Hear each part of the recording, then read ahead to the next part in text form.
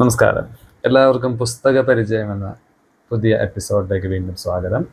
കഴിഞ്ഞ എപ്പിസോഡിനെ ഒരുപാട് ആൾക്കാർ അപ്രീഷിയേറ്റ് ചെയ്തുകൊണ്ട് മെസ്സേജ് അയക്കുകയുണ്ടായി. എല്ലാവർക്കും നന്ദി അർപ്പിക്കട്ടെ.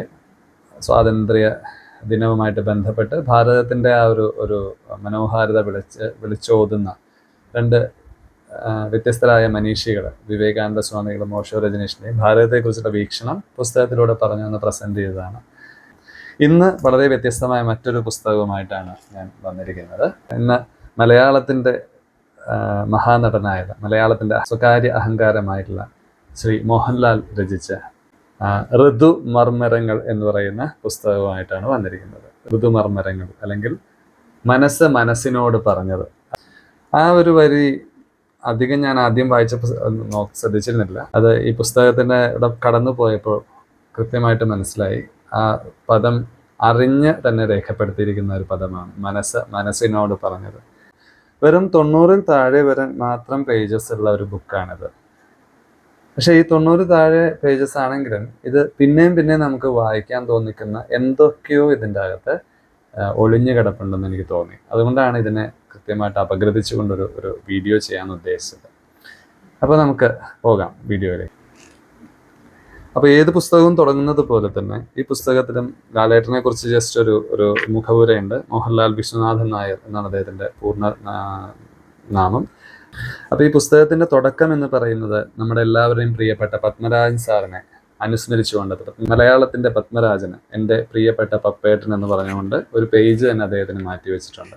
അങ്ങനെയാണ് തുടങ്ങിയിരിക്കുന്നത്. ആമുഖം ലാലേട്ടൻ തന്നെയാണ് എഴുതിയിരിക്കുന്നത്. ആമുഖത്തിന് ശേഷം കാർത്തികയിൽ പത്മനാഭൻ അപ്പൻ, KP അപ്പൻ എന്ന മലയാളത്തിൻ്റെ പ്രശസ്തനായിട്ടുള്ള സാഹിത്യ നിരൂപകൻ, അദ്ദേഹം ലാലേട്ടനൊപ്പം യാത്ര ചെയ്ത നിമിഷങ്ങളെ ഒന്ന് ഓർത്തെടുത്തുകൊണ്ട് ഒരു പേജ് അതിനും ഡെഡിക്കേറ്റ് ചെയ്തിട്ടുണ്ട്. യാത്രയിലെ ഭക്തി നിർഭരമായ നിമിഷങ്ങൾ. അപ്പോൾ ലാലേട്ടനോടൊപ്പമുള്ള സൗഹൃദമൊക്കെ പങ്കുവെച്ചുകൊണ്ട് ചെറിയൊരു കുറിപ്പ് അതിൻ്റെ പുറകെയുണ്ട്.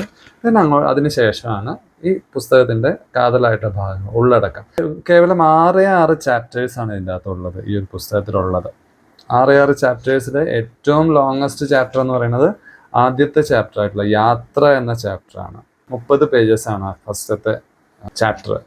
ദെൻ 45 to 57 വരെയും അത്രയും 12 പേജസ് പ്രണയം, സൗഹൃദം, അങ്ങനെയുള്ള കാര്യങ്ങളെക്കുറിച്ച് അദ്ദേഹം ചർച്ച ചെയ്യുന്നു. ദെൻ അതിനുശേഷം അച്ഛനെക്കുറിച്ചും അമ്മയെക്കുറിച്ചും, ലാലേട്ടൻ്റെ അച്ഛനെയും അമ്മയെക്കുറിച്ചും, വിശ്വനാഥൻ നായരും അദ്ദേഹത്തിൻ്റെ അമ്മയായിട്ടുള്ള ശാന്തകുമാരി അമ്മ, അവരെക്കുറിച്ചും വളരെ ഹ്രസ്വമായിട്ടുള്ളൊരു കുറച്ച് അവരോടുള്ള അനുഭവങ്ങളൊക്കെ പങ്കുവച്ചിട്ടുണ്ട്. ദെൻ അതിനുശേഷം 67 മുതൽ 81 വരെയുള്ള 14 പേജുകളിലായിട്ട് അദ്ദേഹത്തിൻ്റെ കാഴ്ചപ്പാടുകൾ, പ്രൊഫഷൻ, അഭിനയം, ദർശനം, വിവാദങ്ങൾ, ഇങ്ങനെയുള്ള കാര്യങ്ങളെക്കുറിച്ച്. ഇപ്പം സ്വാഭാവികമായിട്ടും ഒരു സെലിബ്രിറ്റി എന്ന് പറയുമ്പോൾ അതിൽ ഒരു ചാമിങ് സൈഡ് ഉണ്ടാകും, ഒരു പ്രൊഫഷണൽ സൈഡ് ഉണ്ടാവും. ഓഫ് കോഴ്സ് അതിൻ്റെ ഒപ്പം തന്നെ എന്തുണ്ടാവും, കുറച്ച് കോൺട്രവേഴ്ഷ്യൽ സൈഡും ഉണ്ടാവും.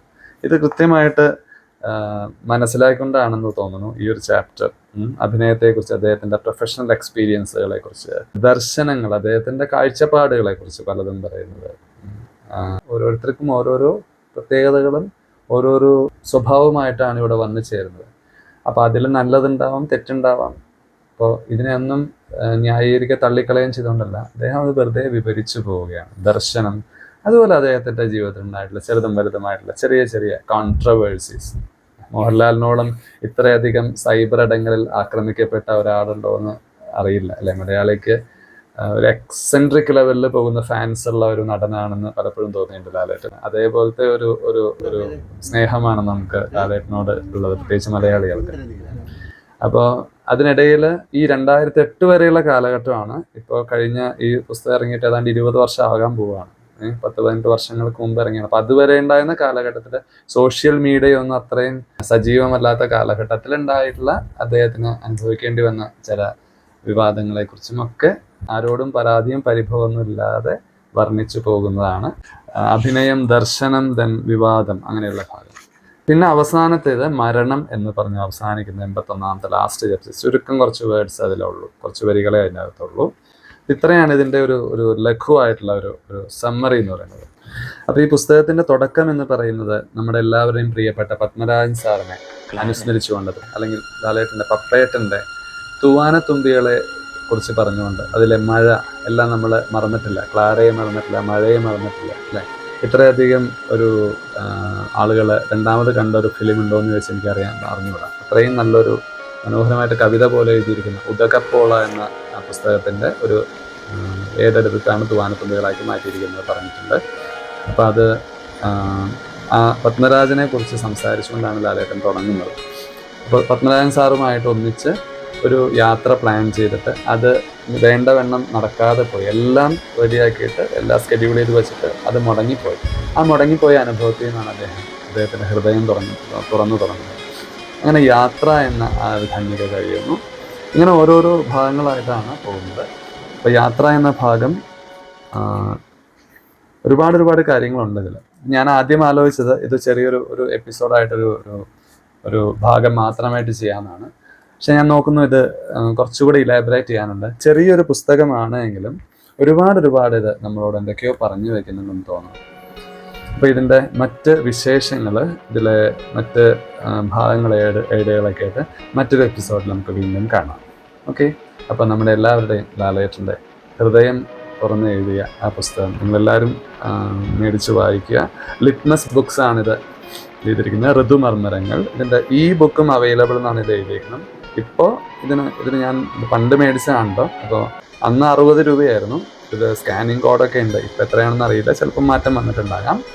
അപ്പോൾ വീണ്ടും നമുക്ക് ഇതിൻ്റെ അടുത്ത ഭാഗങ്ങളിലേക്ക് നമുക്ക് അടുത്ത എപ്പിസോഡുകളിൽ കിടക്കാം. ഓക്കെ, നമസ്കാരം.